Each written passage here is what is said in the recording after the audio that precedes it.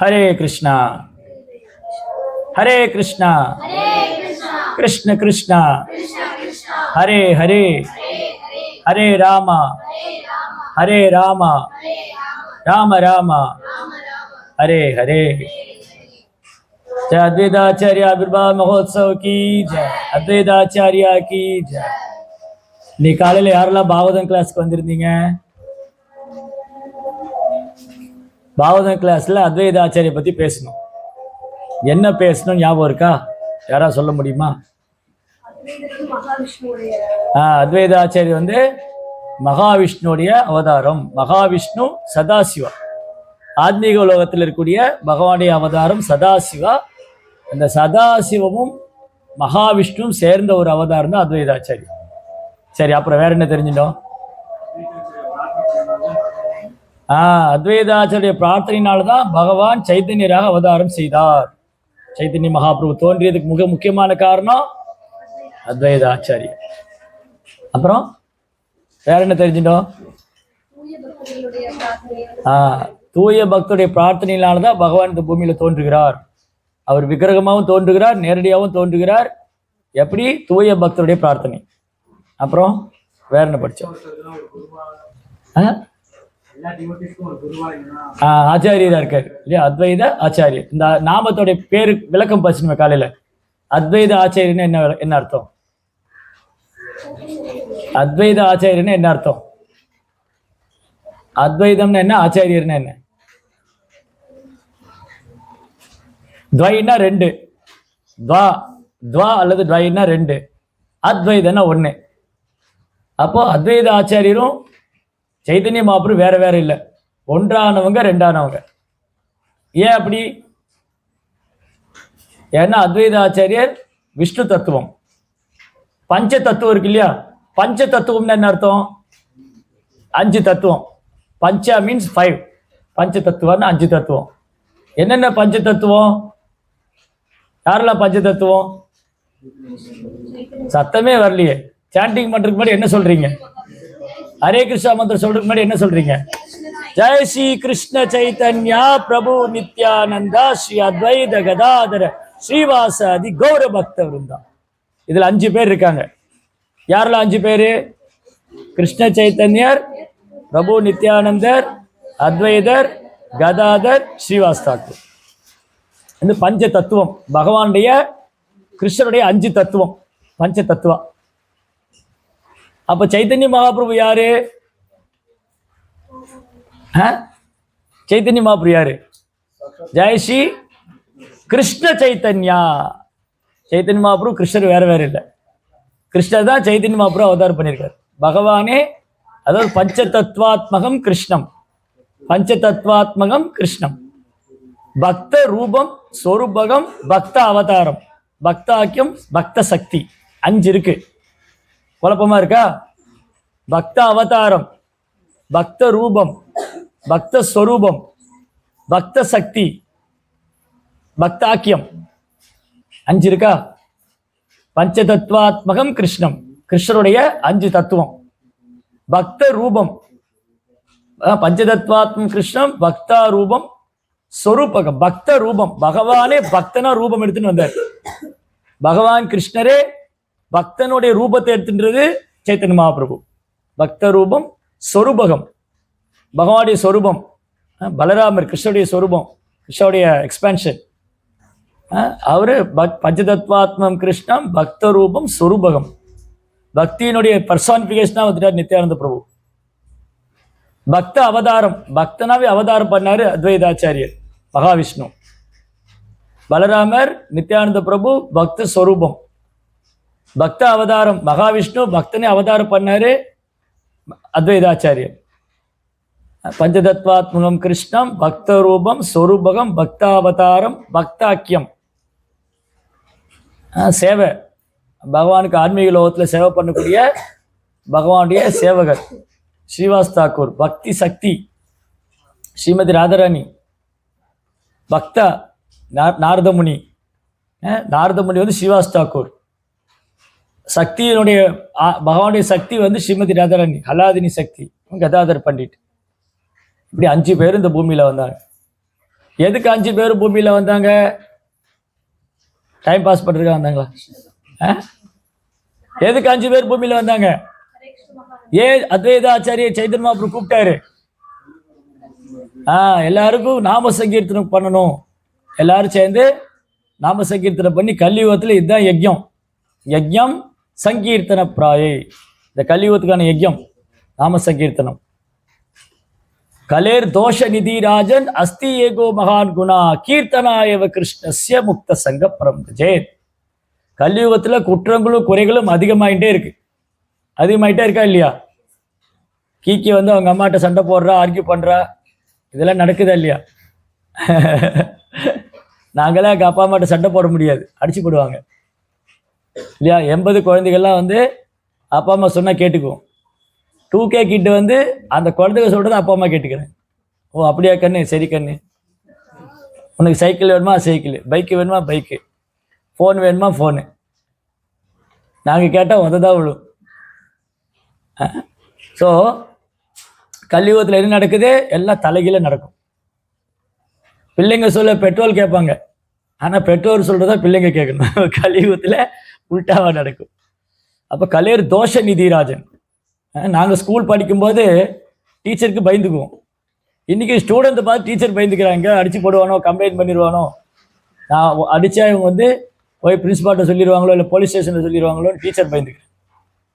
அன்றைக்கி டீச்சரை பார்த்து நாம் பயந்துட்டு இருந்தோம். பார்த்தீங்களா? இது மாதிரி நிறைய இருக்குது. கலேர் தோஷ நிதி ராஜன். ஓ நிதி மகாராஜ், கலியுகத்தில் குற்றங்களும் குறைகளும் நிறையா இருந்தாலும் ஒரு நன்மை இருக்குது. அது கீர்த்தனாயவ கிருஷ்ணஸ்ய.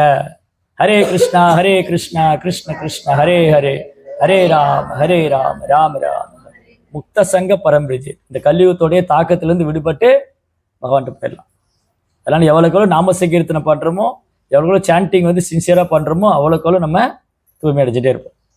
அப்போ இது யார் கொடுக்குறா? ஹரிநாமத்தை யார் கொடுக்குறா? ஹரே கிருஷ்ணா மகாமந்திரத்தை சைதன்ய மகாபிரபு. அதனால தான் மகாபிரபு பற்றி என்ன சொல்லியிருக்கு? நமோ மகாவதன்யாய. மகாவதன்யாயனா ரொம்ப கருணை வாய்ந்தவர். எப்படி ரொம்ப கருணை வாய்ந்தவர்? கிருஷ்ண பிரேம பிரதாயது. கிருஷ்ண பிரேமத்தை எல்லாரும் கொடுக்குறார். கிருஷ்ண பிரேமம்னு என்ன தெரியுமா? கிருஷ்ண பிரேமம்னு என்னது? கிருஷ்ண மேல அன்பு. கிருஷ்ணாய கிருஷ்ண சைதன்யா. கிருஷ்ணரே கிருஷ்ண சைதன்ய மகாபிரபு வந்து கூப்பிட்டார். அப்ப அவர் கூப்பிட்டது யாரு? அத்வைத ஆச்சாரியா. அத்வைத பிரபு தான் முக்கிய காரணம் மகாபிரபு இந்த பூமியில வர்றதுக்கு. கிருஷ்ணரே இந்த பூமியில வரணும். கிருஷ்ணர் வந்து இந்த பூமியில வந்து சைதன்ய மகாபிரபு அவதாரம் பண்ணி நாம சங்கீர்த்தனை பண்ணணும். நாங்கள் எல்லாம் சேர்ந்து கீர்த்தனை பாடி இந்த உலகத்தையும் சங்கீர்த்தனத்தில் மூழ்கடிக்கும். அப்படி ஸ்டார்ட் பண்ணது பிரபுபா சொல்வார். இந்த மூமெண்ட் ஸ்டார்ட் பண்ணது லார்ட் சைத்தன்யா. இயக்கத்தை தொடங்கி வச்சதே சைத்தன்ய மகாபிரபு. சைத்தன்ய மகாபிரபு கூப்பிட்டது அத்வைத பிரபுக்கு. அப்போ சைத்தன்ய மகாபிரபு வந்து நம்ம அடுத்தது கௌரவ லீலையில் பார்ப்போம். சைத்தன்ய மகாபிரபு அவதாரம் வருது இல்லையா? மார்ச் மாதம் அன்னைக்கு சைத்தன்ய மகாபிரபு லீலைகள்லாம் படிப்போம். அதனால இன்னைக்கு நம்ம டீட்டெயிலாக சொல்ல போறது இல்லை, ஏன்னா நீங்க எல்லாம் ஃபாஸ்டிங்ல வேறு இருக்கீங்க. அதனால சைத்தன்ய மகாபிரபு என்ன பண்ணாரு? அவர் சிறு வயதுல நிமாய் பண்டிட்னு ஒரு லீலை பண்ணிட்டு இருந்தார். நிமாய் பண்டிட்னா என்னது? பெரிய ஸ்காலர். நவதீப்லேயே வச்சு பெரிய ஸ்காலர் நிமாய். யாருமே ஜெயிக்க முடியாது அவரை தர்க்கத்தில். எப்படி கேள்வி கேட்டாலும் பதில் சொல்லிடுவார். எப்படி கேள்வி கேட்டால் பதில் சொல்லிடுவார். அவ்வளோ பெரிய ஸ்காலர். அந்த மாதிரி தான் லீலை பண்ணிட்டு இருக்கார் நிமாய் பண்டிட். அப்புறம் வந்து மகாபிரபு வந்தது அதுக்காக இல்லை. மகாபிரபு வந்து பாண்டியத்தை ப்ரூவ் பண்ணுறதுக்காக வரல. ஓ நான் பெரிய ஸ்காலர், பண்டிட், அப்படி வரல. மகாபிரபு கொஞ்ச காலம் தான் அந்த லீலை பண்ணார். ஆனால் அவர் எதுக்காக வந்தாரு? நாம சங்கீர்த்தனம் பண்ணுறதுக்காக. அப்போது அவங்க அப்பா இறந்து போயிடுவாங்க, ஜெகநாத் மிஸ்ரா. அப்போ அப்பாவுக்கு திதி கொடுக்குறது கயா போவார். அங்கே போய் யாரை சந்திப்பாங்க தெரியுமா? ஈஸ்வரபுரின்னு ஒரு பெரிய பாகவதர். காலையில் பேசணும் ஈஸ்வரபுரி. ஈஸ்வரபுரியை சந்திப்பார் சைத்தன்ய மகாபிரபு. ஈஸ்வரபுரியை சந்தித்த உடனே அவர் பாதங்களை தொட்டு வணங்கி அவரே குருவை ஏற்றுருவார். நீங்கள் எனக்கு ஹரே கிருஷ்ணா மந்திரம் எனக்கு தீட்சை கொடுங்க. ஈஸ்வரபுரியை சந்திச்சுட்டு வந்ததுக்கு அப்புறம் சைத்தன்ய மகாபிரபு கண்ணுலேருந்து கண்ணீர் வந்துட்டே இருக்கும். அவர் சாண்டிங் பண்ணிக்கிட்டே இருப்பார். நாக்கு வந்து ஹரே கிருஷ்ணா மந்திரம் சொல்லிட்டே இருக்கும். ஹரே கிருஷ்ணா கிருஷ்ண கிருஷ்ணா ஹரே ஹரே, ஹரே ராமா ராம ராமா ஹரே ஹரே. அந்த மாதிரி நவதீப்ல யாருமே சைத்தன்ய மகாபிரபு பார்த்ததில்லை. அவர் குறும்புத்தனம் பண்றவங்களா பார்த்துருக்காங்க. நவதீப்ல இருக்கிறவங்க எல்லாம் அத்வைத ஆச்சாரியர், ஸ்ரீவாஸ் தாக்கூர், முகுந்த தத்தா, முராரி குப்தா, சச்சி மாதா, இவங்கெல்லாம் சைத்தன்ய மகாபிரபு எப்படி பார்த்தாங்க? குறும்பு பண்ற நிமாயா தான் பார்த்துருக்காங்க. குறும்பு பண்ற நிமாய் ஒரு பெரிய பண்டிட், ஸ்காலர் நிமாய் பண்டிட். இப்ப முதல் தடவை கயாலேருந்து மகாபிரபு திரும்ப வர்றாரு. அவர் அழுதுண்டே வர்றார். இதுல பக்தர்கள்லாம் வேற பிரார்த்தனை பண்ணிட்டு இருந்தாங்க. யாரெல்லாம்? அத்வைத ஆச்சாரியர், ஸ்ரீவாஸ் தாக்கூர், ஹரிதாஸ் தாக்கூர், முகுந்த தத்தா, முராரி குப்தா, இவங்கெல்லாம் ப்ரேயர் பண்ணிட்டு இருக்காங்க. இந்த நிமாய் வந்து எவ்வளவு இன்டெலிஜென்டா இருக்கு, எவ்வளவு புத்திசாலி. இவர் மட்டும் கிருஷ்ணாவுடைய டிவோட்டியா இருந்தா எவ்வளவு நல்லா இருக்கும். இப்படி சும்மா தர்க்கம் பண்ணிட்டு வாதம் பண்ணி நேரத்தை வீணாக்கிட்டு இருக்காரு. நிமாய் பார்க்கும்போது நிமாய் என்ன பண்ணுவார் தெரியுமா? குழந்தை நிமாய் வந்து பக்தர்கிட்ட போய் ஆர்கியூ பண்ணுவார். குறிப்பா இந்த முராரி குப்தா, முகுந்த தாத்தாட்டெல்லாம் போய் மணிக்கணக்கு ஆர்கியூ பண்ணி 2 பேரும் கங்கை கரையில் உருண்டு பரண்டெல்லாம் சண்டை போட்டுருக்காரு. அதனால நிமாய் வராருன்னா அந்த வழியா ஓடிடுவார் முகுந்த தாத்தா. ஐயோ நிமாயா அவட்ட யார் பேச முடியும் அப்படின்னு ஓடிடுவார்.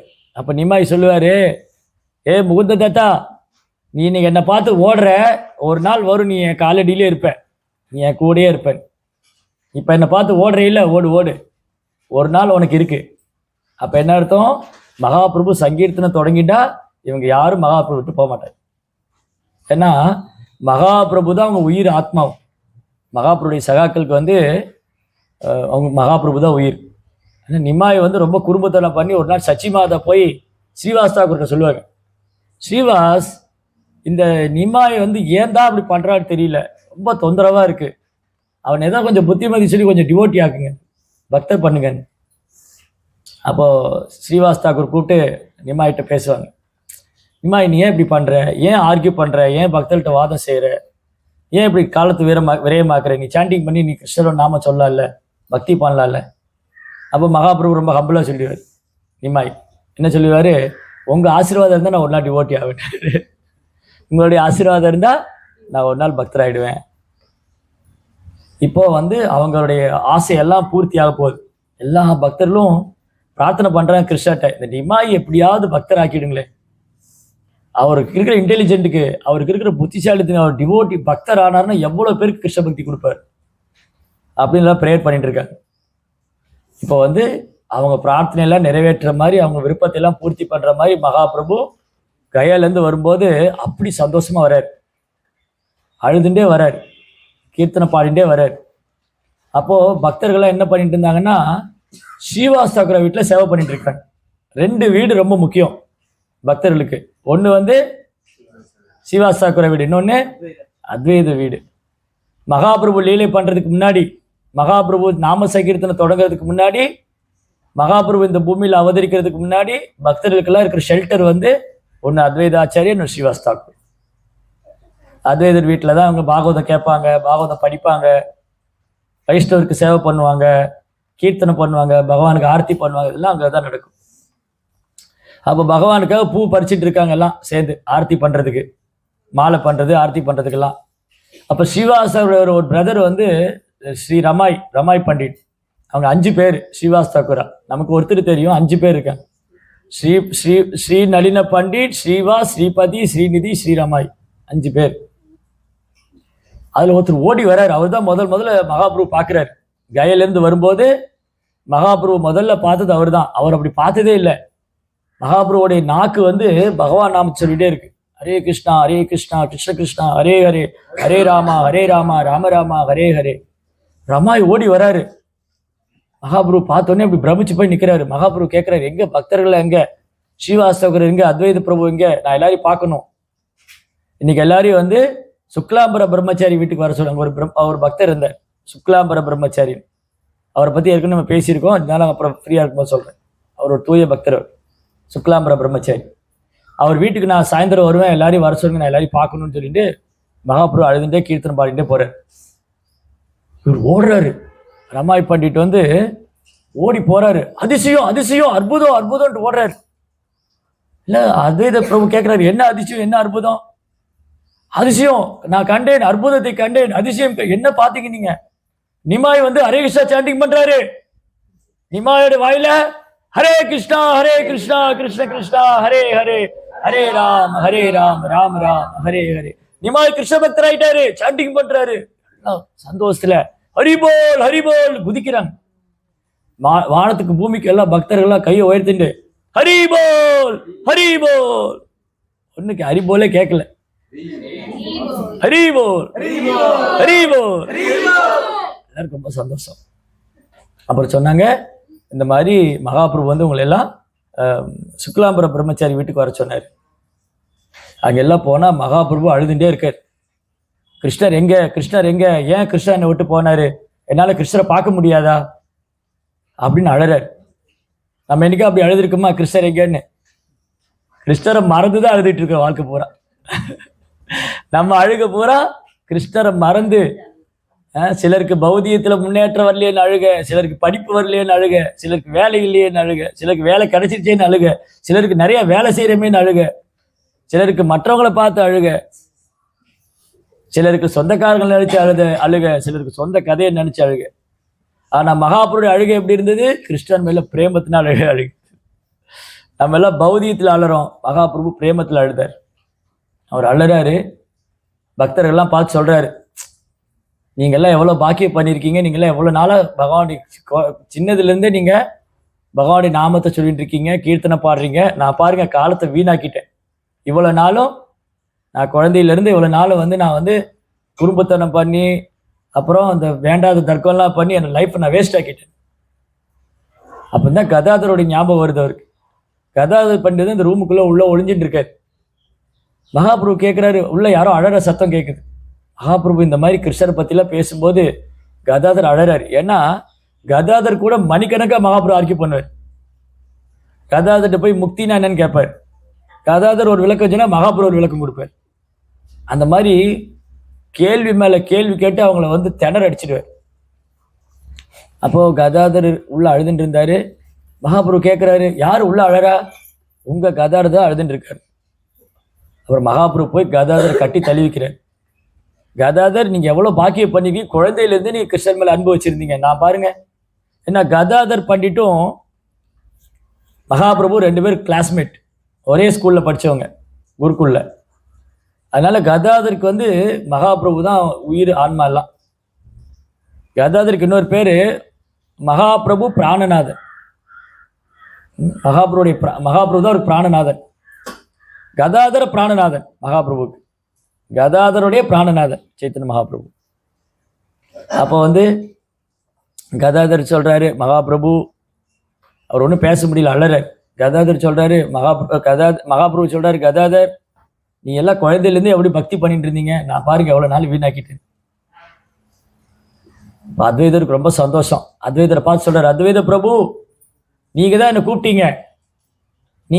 கூப்பிட்டீங்க, எனக்கு ஆரத்தி பண்ணுங்க அப்படின்னு சொல்லி மகாபிரபு வந்து அத்வைத பிரபு மகாபிரபு வர்ஷிப் பண்றார், வழிபாடு செய்யறார்.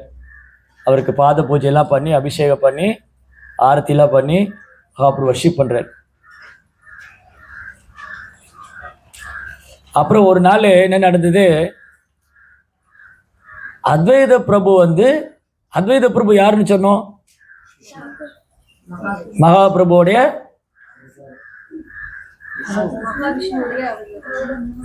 அத்வைத பிரபு வந்து பகவானுடைய அவதாரமா பக்தரா? எவ்வளவு பேர் பகவானுடைய அவதாரம் சொல்றீங்க? அத்வைத ஆச்சாரியர் பகவானுடைய அவதாரம் எவ்வளவு பேர் சொல்றீங்க? சரி, பக்தர்னு எவ்வளவு பேர் சொல்றீங்க? 2மே கரெக்ட் தான். அவர் பகவான் தான், பக்தனுடைய பகவானே பக்தனா நடந்துக்கிறார், அந்த லீலை பண்றார். மகாவிஷ்ணு சதாசிவம் சேர்ந்து அத்வைதரா வந்து பக்தனா லீலை பண்றார். அப்போ பக்தருடைய வேலை என்னது? பக்தர் என்ன பண்ணுவாங்க? பகவான் கிருஷ்ணர் தான் முழுமுதற் கடவுள் இல்லையா, அதுதான் நிரூபிக்கணும். மற்றவங்களுக்கு எப்படி நிரூபிக்கணும்? கிருஷ்ணர் தான் முழுமுதற் கடவுள். அப்ப அத்வைதர் ஒரு லீலை பண்ணார். சைத்தன்ய மகாபிரபு முழுமுதற் கடவுள்னு எல்லாருக்கும் தெரியணும், இந்த உலகத்துக்கே தெரியணும், சைத்தன்ய மகாபிரபு முழுமுதற் கடவுள்.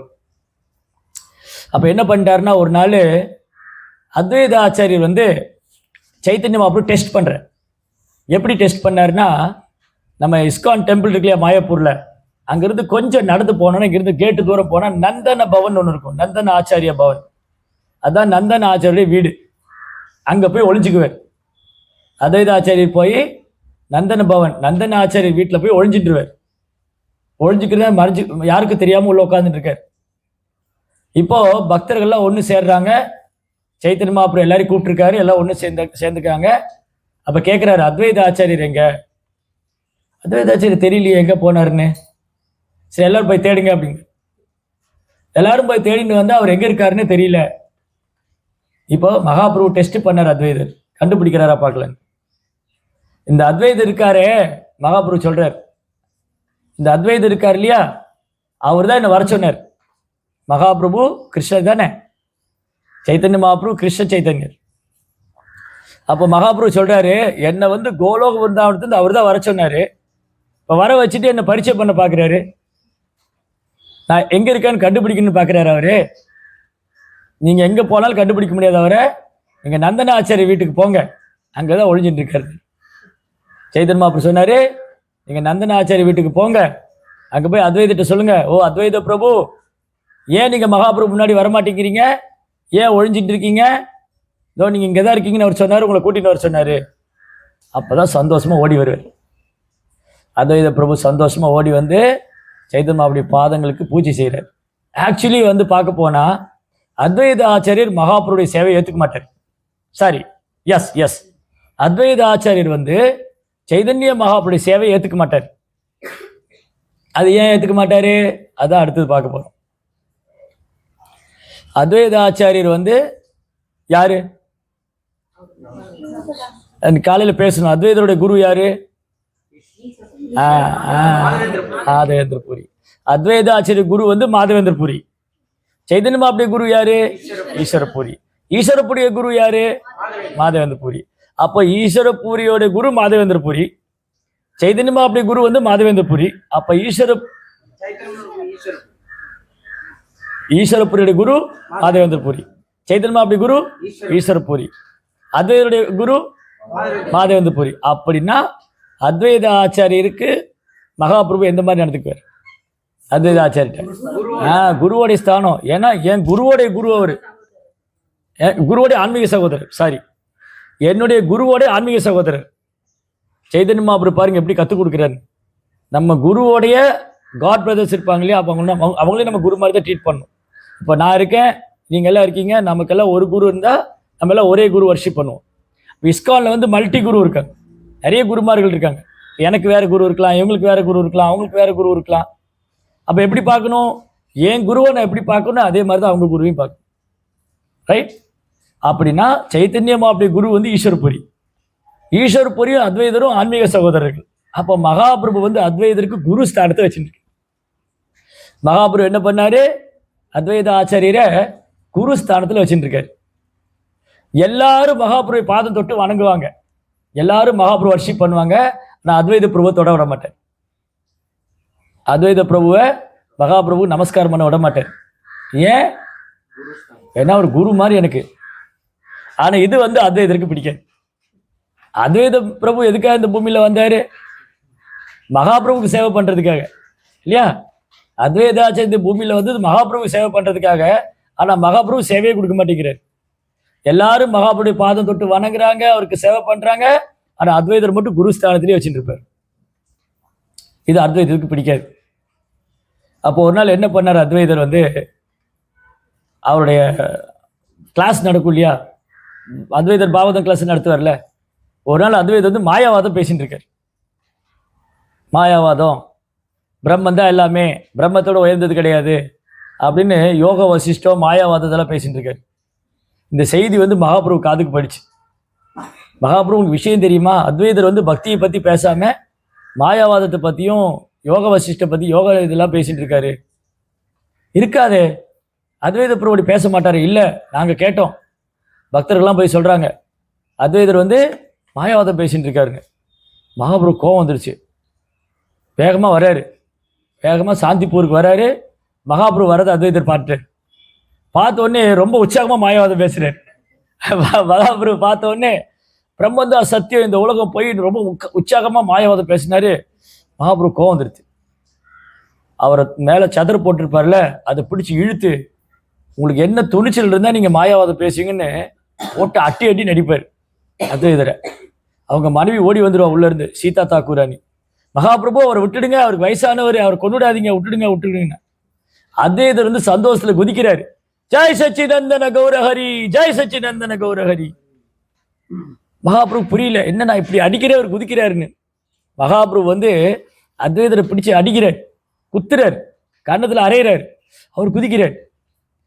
மகாபிரபு புரியல, என்ன ஏதோ ட்ரிக் பண்றாரு. அப்போ அத்வைதா வந்து ஏதோ ட்ரிக் பண்ணாரு. அப்போ அத்வைதர் சொல்லுவாரு, மகாபிரபு நீங்க என்னமோ என்ன உங்க சேவகனா ஏத்துக்க மாட்டேன்னு சொன்னீங்க, நீங்க வந்து என்ன உங்களுடைய சேவகனா ஏத்துக்க மாட்டேன்னீங்க, என்னை கண்டிக்க மாட்டேன்னீங்க, என்னை தண்டிக்க மாட்டேன்னு சொன்னீங்க, என்ன குருவா பாத்தீங்க, அதெல்லாம் எங்க போச்சு? அதெல்லாம் எங்க போச்சு? இப்ப மட்டும் ஏன் என்ன அடிச்சீங்க? அப்ப என்ன உங்க சேவகனை ஏத்துட்டீங்க, நீங்க ஏன் என்ன கண்டிக்கிறீங்க, ஏன் என்ன திருத்துறீங்க, அப்ப என்ன வந்து உங்க சேவகனை ஏத்துக்கிட்டீங்க அப்படின்னு அத்வைதர் குதிக்கிறார். அத்வைத ஆச்சாரியாக்கி. மகாபிரபுக்கு ரொம்ப ஷேம் ஆயிடுச்சு. சே, இந்த அத்வைதர் என்னை ஏமாத்திட்டாரு. அத்வைதர் வந்து மாயாவாதம் உண்மையில பேசல, அவர் பக்தி தான் பேசிட்டு இருந்தார். மகாபிரபு தன்னை கண்டிக்கணும், மகாபிரபு தன்னை சேவகனை ஏத்துக்கணும் அப்படி. அதுதான் அத்வைதாச்சாரியர். பகவானுக்கு சேவை பண்றதுக்காக எப்படியெல்லாம் வந்து ஒரு பக்தன் பணிவா நடந்துக்கணும். பகவானே மகாவிஷ்ணுவே பக்தனா வந்து பக்தனா அவதாரம் பண்ணிட்டு பகவானுக்கு எப்படி பக்தி பண்ணணும்னு சொல்லி கொடுக்குறாரு. அத்வைதாச்சாரியாக்கி. அப்புறம் ஒரு நாள் என்ன நடந்ததுன்னா, நிறைய லீலை இருக்கு, நம்ம வந்து ஷார்ட்டாக பார்க்கலாம். ஒன்று வந்து இப்போ வந்து 3 முக்கியமான விஷயம் இந்த அத்வைத பிரபுடைய வாழ்க்கையிலிருந்து நமக்கு 3 முக்கியமான விஷயம் கற்றுக் கொடுக்குறாரு. ஒன்று வந்து சைத்தன்ய மகாபிரபு தான் முழு முதற் கடவுள், அவருக்கு நம்ம சேவை பண்ணணும். அதான் காலையில் பேசணும், ஒரு மகாபிரபு 2 பிரபு. ஒரு மகாபிரபு யாரு? சைத்தன்யம். 2 பிரபு யாரு? நித்யானந்தர், அத்வைதர். இந்த 2 பிரபுவும் பகவானுடைய அவதாரம் தான். ஆனால் சேவை பண்ணக்கூடிய ஒருத்தர் சேவை ஏற்றுக்கொள்ற பகவான் சைத்தன்ய மகாபிரபு, சேவை ஏற்றுக்கொள்ற பகவான் அத்வைதரும் நித்யானந்தரும் சேவை செய்கிற பகவான்.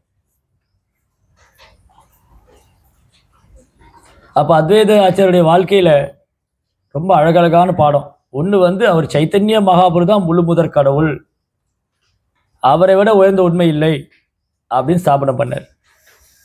2வது சைத்தன்ய மகாபிரபு வந்து குரு வழிபாடு எவ்வளோ முக்கியம்னு காமிச்சு கொடுத்தாரு. அத்வைதர் வந்து எப்படி மகாபிரபுட்ட நடந்துட்டாரு, இந்த படிச்சோம் இல்லையா, ஆன்மீக குருட்டு வந்து எப்படி நடந்துக்கணும். ஆனால் அத்வைதர் அதை விரும்பலை, அது அந்த லீலையினால வந்தது. பட் ஆக்சுவலி பார்க்க போனால் 2வது பாடம், நம்ம குரு எப்படி நம்ம வழிபடுறோமோ அதே மாதிரி மற்ற குருமார்களுக்கும் நம்ம மரியாதை செலுத்தணும். மகாபிரபு கற்றுக் கொடுத்தது, அத்வைதரோட லைஃப் மூலமாக மகாபிரபு நம்ம கற்றுக் கொடுத்தது, எப்படி என் குருவை நான் வர்ஷிப் பண்ணுறோம் அதே மாதிரி மற்ற குருமார்களையும் நான் வந்து வழிபடணும். குருவோடைய ஆன்மீக சகோதரருக்கு குரு போல மரியாதை கொடுக்கணும். 3வது, வைஷ்ணவ அபராதம் பண்ணால் பகவான் மன்னிக்க மாட்டார்.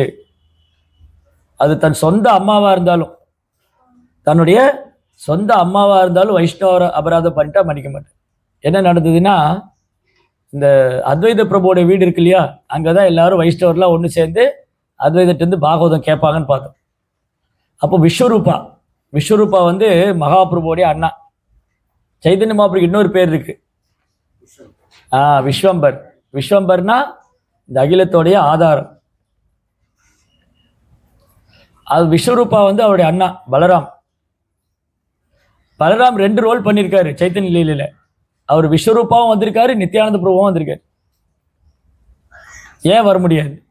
பலராமர் தான் மிகப்பெரிய விரிவங்கம், கிருஷ்ணருடைய ஃபர்ஸ்ட் எக்ஸ்பான்ஷன்.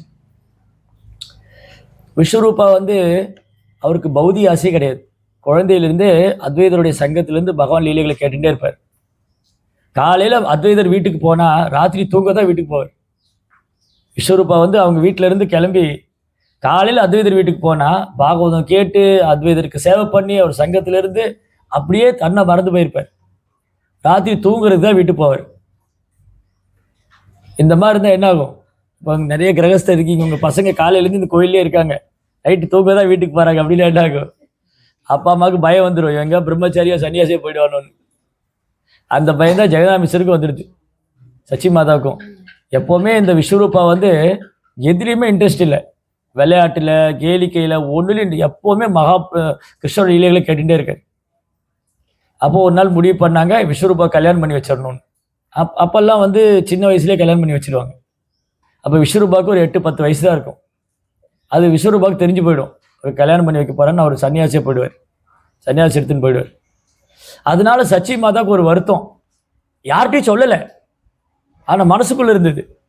இந்த அத்வைத பிரபு தான் காரணம். என் குழந்தைகிட்ட வந்து கிருஷ்ணனுடைய கதைகளை சொல்லி கொடுத்து அவனுக்கு எது மாதிரி இன்ட்ரெஸ்ட் இல்லாமல், அவனை பௌத்தியத்திலே இன்ட்ரெஸ்ட் இல்லாமல் பண்ணிட்டாரு அப்படிங்கிற ஒரு வருத்தம் சச்சி மாதாவோட இதயத்தில் இருந்தது. அத்வைத பிரபுனால தான் என் பையன் சன்னியாசியாக போயிட்டான். அது மகாபிரபுக்கு தெரிஞ்சு போயிடுது. ஏன்னா மகாபிரபு எல்லா இதயத்திலும் இருக்கார் இல்லையா? இப்போது நான் வைஷ்ணவ அபராதம் வாய் எடுத்து பண்ணால் சரி, அது எப்படி எல்லாருக்கும் முன்னாடி சொன்னேன், அது வைஷ்ணவ அபராதம். மனசுக்குள்ளே நினைச்சாலும் வைஷ்ணவ அபராதம் தான். என்ன இந்த வைஷ்ணவர் இப்படி பண்ணுறாரு, என்ன அப்படி பண்ணுறாரு, மனசில் கூட யாருக்கும் நம்ம குற்றம் செய்யக்கூடாது. ஏன்னா மகாபிரபு இதயத்தில் இருக்காரு, அவருக்கு தெரியும், நீ எப்படி அந்த வைஷ்ணவர் பற்றி தப்பாக நினைக்கக்கூடாது. வைஷ்ணவரை என்னைக்கும் வெளித்தோட்டத்தில் பார்க்கவும் கூடாது, வைஷ்ணவர்களை வெளித்தோட்டத்தில் எடை போடக்கூடாதுன்னு 2 நாளைக்கு முன்னாடி படித்தோம், யாருடைய கதையில் படித்தோம்.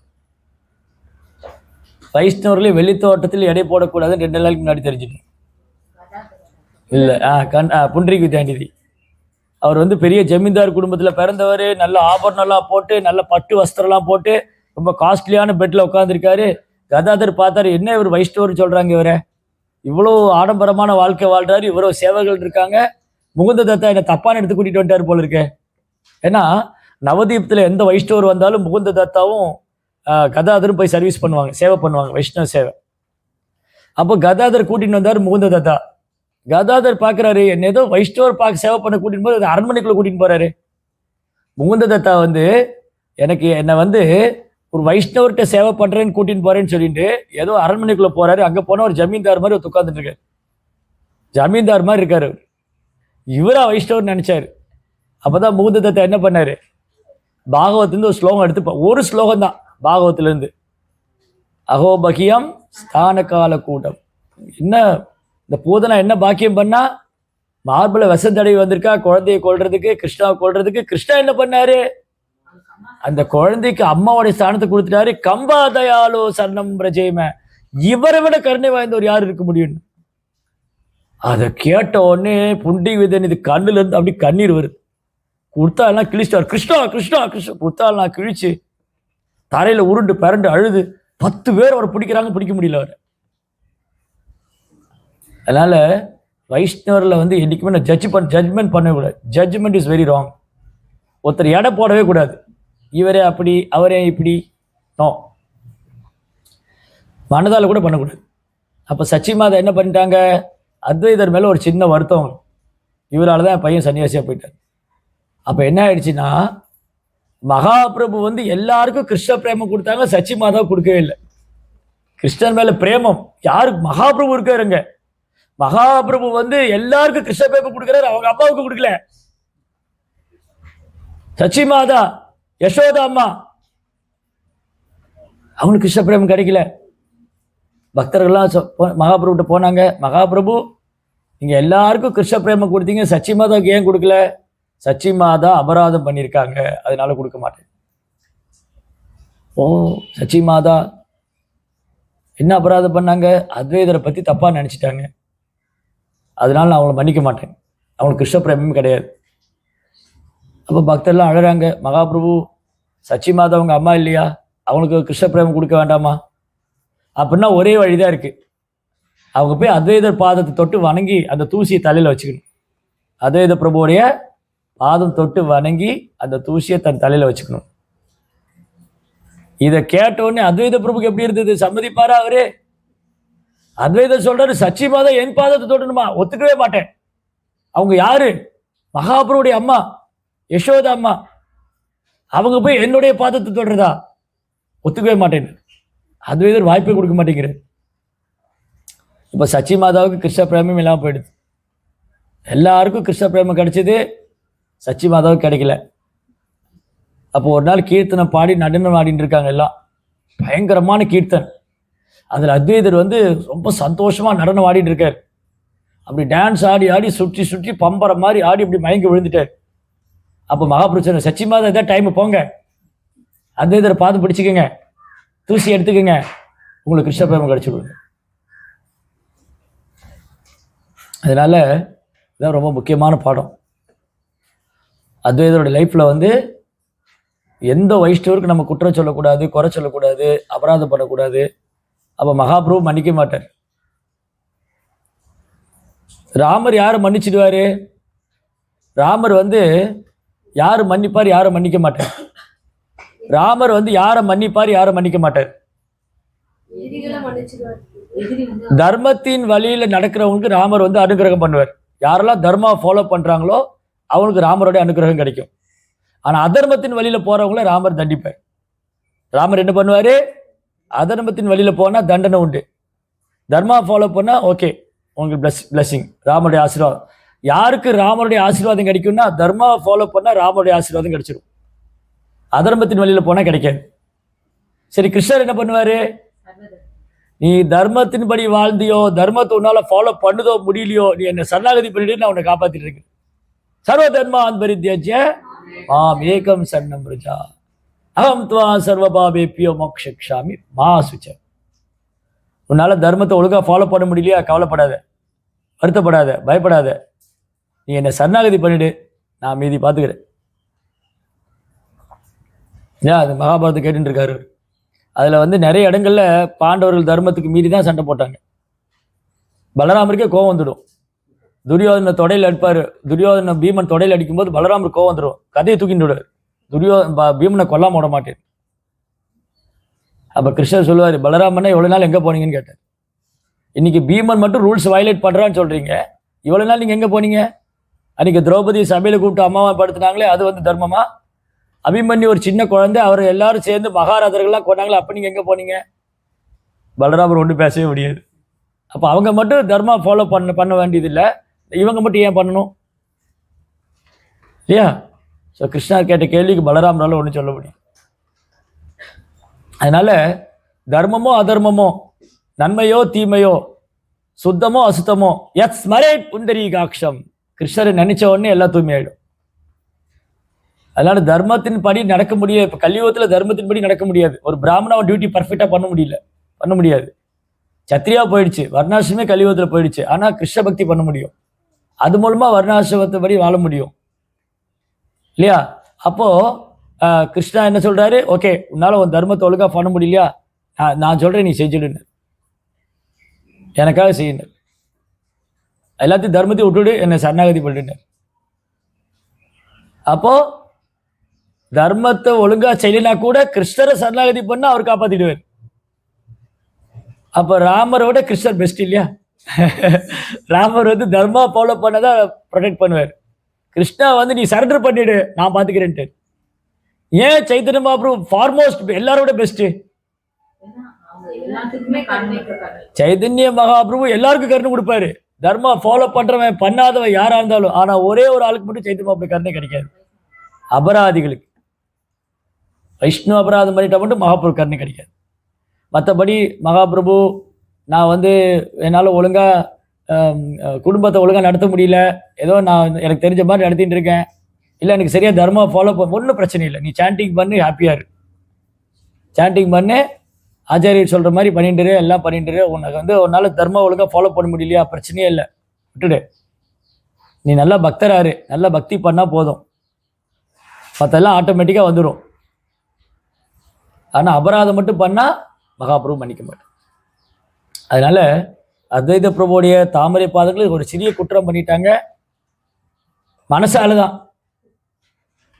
ஆனால் மனதால குற்றம் பண்ணால் மன்னிப்பு இருக்கு கலியுகத்தில். ஆனால் மகாபிரபு அதையும் ஏற்றுக்கல. எப்படி நினைக்கலாம் அவங்க அப்படி இல்லையா? மகாபிரபு நினைச்சு எப்படி சச்சியமாக மனதளவு கூட நினைச்சிடக்கூடாது அத்வைதரை மேலே.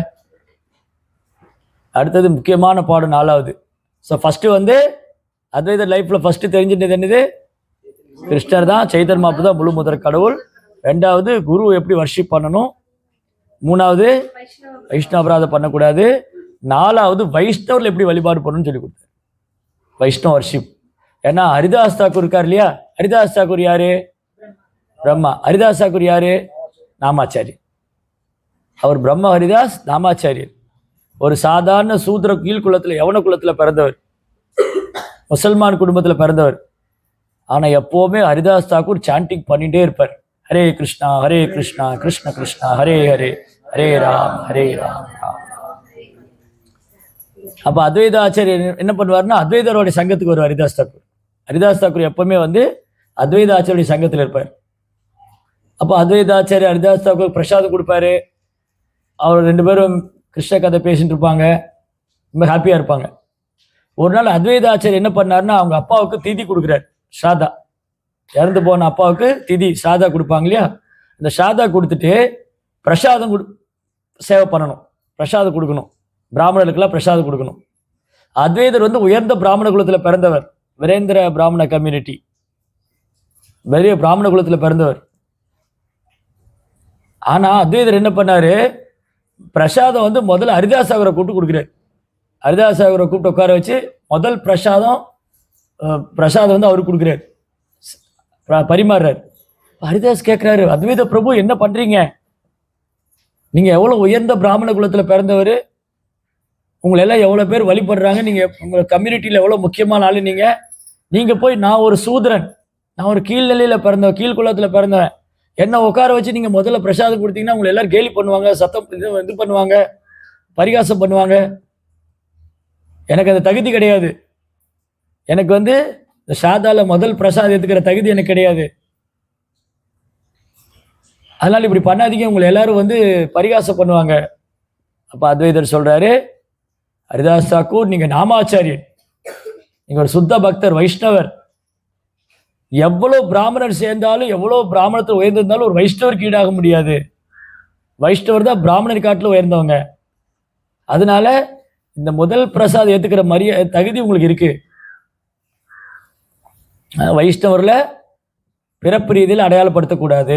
வைஷ்ணவேரே ஜாதி புத்தி, அர்ச்சேஷீலா விஷ்ணு குருசு நரமதி வைஷ்ணவேரே ஜாதி புத்தி. பகவானுடைய விக்கிரகத்தை கல் மண்ணு நினைக்கிறவங்க, குருவை சாதாரண மனிதனா நினைக்கிறவங்க, வைணவரை இந்த வைஷ்ணவரா, இவர் சூத்திர குடும்பத்தில் பிறந்தவர், இவர் அமெரிக்காவில் பிறந்தவர், இவர் ஹரிஜன் குடும்பத்தில் பிறந்தவர் அப்படின்னு நினைச்சா இவங்கெல்லாம் நரகத்துக்கு போவாங்க. ஒரு வைஷ்ணவரை சாதாரணமாக உடல் அளவில் எடை போட்டால் அவர் ஆட்டோ ஓட்டுற வைஷ்ணவர், அப்புறம் அவர் டெய்லர் பண்ணுற வைஷ்ணவர், அவர் இஸ்திரி பண்ணுற வைஷ்ணவர்னா வைஷ்ணவர் தான். அவர் இஸ்திரி பண்ணாலும் சரி, அவர் ஆட்டோ ஓட்டினாலும் சரி, ஸ்கூட்டர் ஓட்டினாலும் சரி, புரிஞ்சுதா? வைஷ்ணவர்னா வைஷ்ணவர் தான். தொழில் வச்சு வைஷ்ணவர் பார்க்கக்கூடாது, பிறப்பை வச்சு பார்க்கக்கூடாது. பக்தி சேவை, அவர் எந்த அளவுக்கு பகவானை சரணாகதி பண்ணியிருக்காரு, எந்த அளவுக்கு பகவானுக்கு சேவை பண்ணுறாரு, எந்த அளவுக்கு கிருஷ்ண பக்தி தீவிரமாக பின்பற்றாரு, அவர் தான் வைஷ்ணவர். அப்போ ஹரிதாஸ் தாக்கூர் சொன்னார், ஹரிதாஸ் தாக்கூர் நாமாச்சாரியன். பகவானே சைதன்ய மகாபிரபு ஹரிதாஸ் தாக்கூர் போது நாமாச்சாரியன் சொல்றார், அவர் புகழ் பாடுறார் மகாபிரபு. அப்படி இருக்கும்போது அப்போ நாமாச்சாரியர் ரொம்ப பணிவுனால சொன்னார், ஹரிதாஸ் தாக்கூர் ரொம்ப பணிவுனால என்ன ஏன் கூப்பிட்டு நீங்கள் முதல் பிரசாதம் கொடுக்குறீங்க, முதல்ல பிராமணருக்கெல்லாம் சர்வீஸ் பண்ணுங்க, பிராமணருக்கெல்லாம் பிரசாதம் கொடுத்து எனக்கு கடைசியாக என்ன இருக்கோ அதை கொடுங்கன்னு. No no no no, you are the first qualified Brahmana Vaishnava, நீங்கள் தான் முதல் தகுதி வாய்ந்தவர். அப்போ இந்த மூலமா அத்வைத பிரபு என்ன வலியுறுத்துறாரு, ஒரு வைஷ்ணவர் பிராமணனை காட்டிலும் உயர்ந்தவர். அதான் 10 புராணம் சொல்லியிருக்கு, சத்கர்ம நிபுணோ விப்ரா மந்திர தந்திர விசாரதா அவைஷ்ணவோ குரு நஷாத் வைஷ்ணவா சபச்சோ குரு. ஒரு பிராமணர் 6 விதமா டியூட்டி எக்ஸ்பர்ட்டா இருக்கலாம். பாட்டன் யஜன் யாஜன் தான பதிக்கிரகா, 6 விதமான தொழில பிராமணர் ரொம்ப சிறப்பு வாய்ந்தவராக இருக்கலாம். சத்கர்ம நிப்புணோ, 6 விதமான தொழில் சத்கர்மா, நிப்புணோன்னா எக்ஸ்பர்ட். சத்கர்ம நிப்புணோ விப்ரா, வேத மந்திரம்லாம் பண்ணக்கூடிய புரோகிதம் பண்ணக்கூடியவங்க. மந்திர தந்திர விசாரதா, மந்திரம் தந்திரம் எல்லாம் தெரிஞ்சிருக்கலாம். அவைஷ்ணவா, பக்தன் நல்லா குருவை ஏற்றுக்க முடியாது. அவர் பிராமண குலத்துல பிறந்திருந்தாலும் அவர் பக்தர் இல்லைன்னா குரு, வைஷ்ணவரா இல்லைன்னா குருவை எடுத்துக்க முடியாது. அதே சமயம் வைஷ்ணவா சப்பச்சோ குரு. ஒரு நாயத்தினும் சண்டால குலத்துல பிறந்திருந்தாலும் அவர் வைஷ்ணவரா இருந்தா கண்ணை மூடிட்டு குருவா எடுத்து. ரைட். அதனால வைணவருடைய மகிமையை அத்வைதர் காமிச்சு கொடுத்துருக்கு. எப்படி வைஷ்ணவருக்கு சேவை பண்ணணும், அவங்களுடைய தரம் என்ன. பிராமணர்களை காட்டிலும் உயர்ந்தது வைஷ்ணவம் இல்லையா? நீங்கள் நல்லா யோசிச்சு பார்த்தீங்கன்னா இன்னைக்கு எவ்வளோ பிராமண ஃபேமிலி இருக்காங்க. இஸ்கானில் கிருஷ்ண பக்தர் பண்ணுற ரெகுலர் ப்ராக்டிஸ் கூட ஒரு பிராமண வீட்டில் கிடையாது. இன்னைக்கு நிறைய பிராமணாஸ் எல்லாம் இருக்காங்க. ஒரு சிலர் தான் அந்த பிராமண கூட்ட நியமங்களை பண்ணிட்டு இருக்காங்க. ரொம்ப குறைவு தான். பெரும்பாலும் எல்லாம் விட்டுட்டாங்க. ஆனால் பிரபுபாடைய கருணையால் சாதாரண குடும்பத்தில் பிறந்தவங்க கூட இன்னைக்கு வைணவர்களாக உயர்ந்திருக்காங்க. அதுவும் அமெரிக்காவிலேருந்து மிலேச்சர்கள், அமெரிக்கர் ஐரோப்பியர்கள்லாம் மிலேச்சர்கள், யவனர்கள், மனிதனே கடிநிலையான வாழ்க்கை வாழ்ந்துட்டு இருந்தவங்க, நராதபர் மாதிரி வாழ்ந்துட்டு இருந்தவங்க. குடிக்கு அடிமையாகி போதை வஸ்து போட்டு அவங்கள முதல் தரமான வைஷ்ணவர் ஆக்கியிருக்கார் பிரபுபாதர். ஜெய் ஸ்ரீ பிரபுபாதிக்கு. அந்த அத்வைதாச்சருடைய கருணையை வந்து பிரபுபாதர் எங்கெல்லாம் கொண்டு போயிருக்காரு. நீ காலையில் பேசின்றது மாதிரி பிரபுபாதர் இல்லைன்னா நமக்கு அத்வைத பிரபு பற்றி என்ன தெரியும், அத்வைத ஆச்சாரிய பற்றி என்ன தெரியும், மகாபிரபு நித்யானந்த பிரபு பற்றி, சைத்தன்ய மகாபிரபு ஒன்றுமே தெரியாது, ஒன்றுமே தெரியாது. அதனால இன்னைக்கு நம்ம பிரார்த்தனை செய்யணும். அத்வைத ஆச்சாரியருடைய மனோபாவம் இருக்கு இல்லையா, அதுதான் பிரபுபாதர். பிரபுபாதர் வந்து அவருடைய குருவுடைய கட்டளையை நிறைவேற்றுக்கு முன்னாடி தினமும் சாந்திப்பூர் போவாராம். அங்கே இதில் இருந்த பெங்காலில் இருந்தப்போ சாந்திப்பூரில் போய் ப்ரேயர் பண்ணுவார் அத்வைத வீட்டில். சில நேரம் அழுவாராம் பிரபுபாதர். அத்வைத வீட்டில் வந்து அழுவாராம், என்னுடைய குரு வந்து எனக்கு இந்த கட்டளை கொடுத்துருக்காரு, என்ன செய்ய முடியுமான்னு தெரியல, அத்வைத பிரபு என்னை ஆசீர்வாதம் பண்ணுங்க. அந்த பூஜாரி நோட் பண்ணிகிட்டே இருந்திருக்காரு. அந்த கோயிலில் பூஜை, அத்வைதர் கோயிலில் பூஜை பண்ணக்கூடியவர் நோட் பண்ணியிருக்காரு. பிரபுபாதர் அமெரிக்கா போகிறதுக்கு முன்னாடி அங்கே வந்து அழுதுருக்காரு. அப்போது ஒரு நாள் சொல்கிறார் ஒரு மீட்டிங்கில் பக்தர்கள்கிட்ட, இந்த பக்திவேதாந்த சுவாமி வந்து எனக்கு நல்லா தெரியும், அவர் அமெரிக்கா போகிறதுக்கு முன்னாடி இங்கே வந்து அத்வைதர் வீட்டில் பிரார்த்தனை பண்ணி அழுதுருக்காரு. நான் அப்பயும் நினச்சேன் இவர் வந்து அத்வைதருடைய ஆசீர்வாதம் வாங்கி உலகெல்லாம் கிருஷ்ண பக்தி பிரச்சாரம் பண்ணுவார். ஜெய் ஸ்ரீ பிரபுபாதிக்கு. அதனால மகாபிரபுடைய கருணை வந்து அத்வைதர் மூலமாக தான் டிஸ்ட்ரிபியூட் ஆகும். ஏன்னா மகாபிரபு வந்ததே அத்வைதருடைய அழைப்புனால தான். நமக்கு அத்வைத ஆச்சருடைய கருணை வேணும். பிரபுபாடைய ஆசீர்வாதம், குருவுடைய கருணையில் கிருஷ்ண பக்தியில் முன்னேற்றம் அடைஞ்சு நாமத்தில் ருச்சி வந்து நம்ம எப்போவுமே பகவானுடைய சேவையில் இருக்குன்னு பிரார்த்தனை பண்ணிக்கணும் அத்வைதாச்சாரிட்ட. ஜெய் ஸ்ரீ அத்வைதாச்சாரிய ஆவிர்பாவ மஹோத்சவக்கு ஜெய் ஸ்ரீ பிரபுபாத் கி ஜெய். கேள்விகள் ஏதாவது இருக்கா?